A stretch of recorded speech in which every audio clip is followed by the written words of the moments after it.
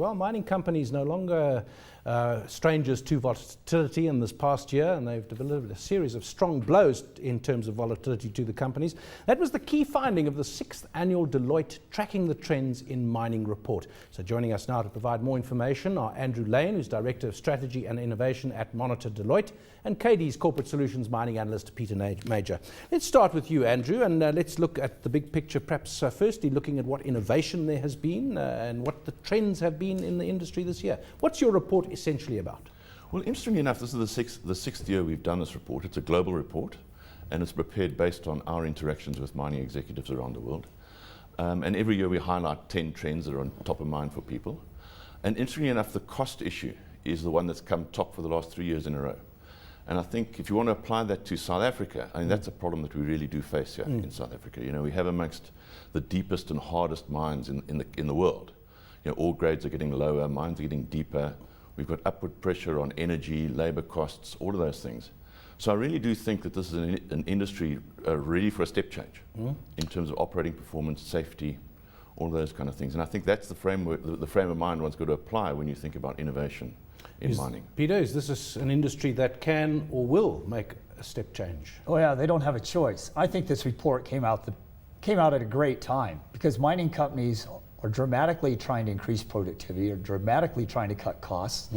And the best way to cut costs is cut down on all the consultants and outside advice you've been paying a fortune for. So I think if the mining companies get this report, they can probably get it for a nominal fee. There's a wealth of information and ideas in here. They don't need to hire any consultants for another 5 years. Well, that's a great endorsement for your report there, Andrew. Thank you. Be careful how much you give away for free. Yeah, exactly. But these miners, what's the priority here? In previous years, you mentioned costs. Safety has been an issue. Absolutely. There are zero fatality guidelines. I remember Cynthia Carroll demanding of Anglo-American Platinum, you know, your casualty rate is too high. And I think Ralph Harvenstein left because of this pressure. And he said, I can't undertake to do this. It's that kind of industry, and we've had a particularly dangerous mining industry. So where do they go first, or do they have to do lots of things at once? Well, you know, on the safety issue, you know, we've had a better year this year in South Africa. We've killed less people than we killed last year, but we're still killing people. You know, and you know, safety is a frame of mind.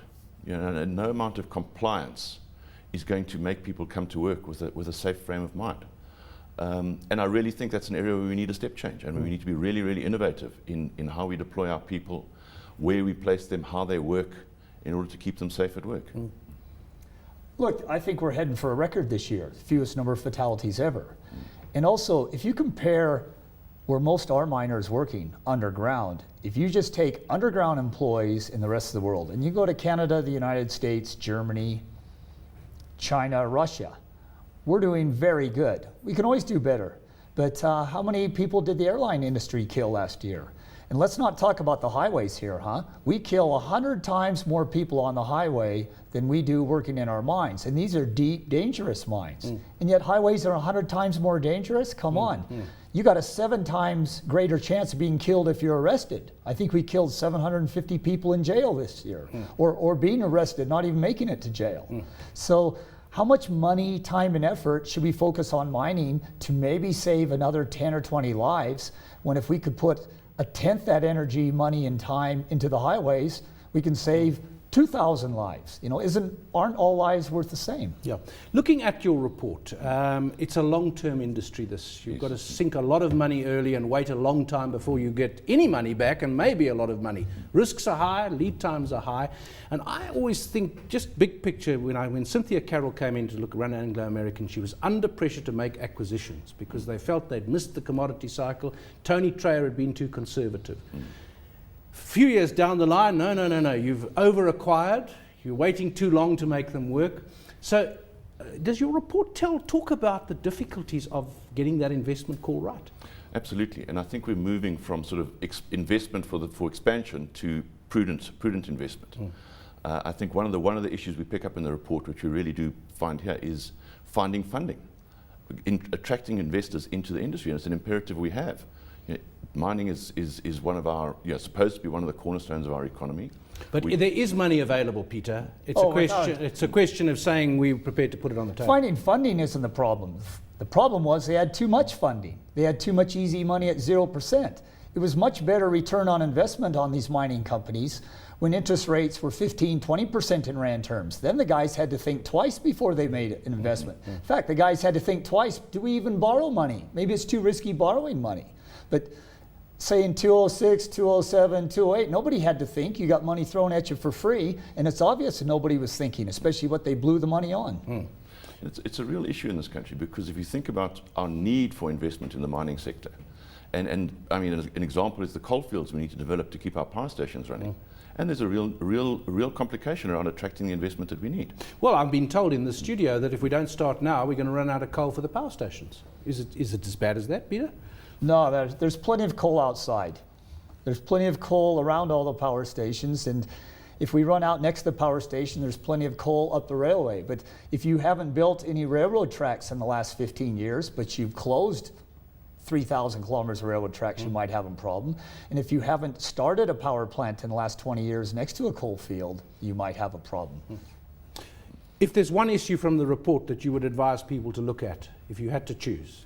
If I had to choose something which I think is top of mind here in South Africa, it would be the whole question of engaging with stakeholders, the relationship that the industry has with government and with the people that live around our mines. And I think there's a real need and a real intent to engage more productively in that space. Single issue if you had to choose one? Without a doubt, it's costs. The whole difference between a successful business and an unsuccessful business is management of your costs. Now, our gold mine industry was similar to Microsoft. In the 40s, 50s, 60s, we sold one product and it was a flat price. Every year we knew the price of gold was going to be $35 an ounce. We had to innovate. We had to increase productivity. We had to find higher grade ore. We forgot how to do that. In the 70s and 80s and early 90s, you had a constantly rising gold price. So we didn't have to innovate. We didn't have to cut costs. We didn't have to increase productivity. The 90s, especially the second half, we saw a relapse going back to thinking like Microsoft. Hey, we've got to cut costs because our commodity price is not going up, it's going down. And we made some pretty good changes in this mine industry, and we worked very well together, unions, labor, government, and management, just to keep mines open, to keep us alive when the rest of the world's mine industry was closing.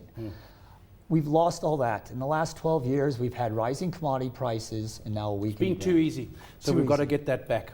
Thanks to Andrew Lane, Director of Strategy and Innovation at Monitor Deloitte, with that report that they've produced, the sixth of its kind, and KD's Corporate Solutions Mining Analyst, Peter Major.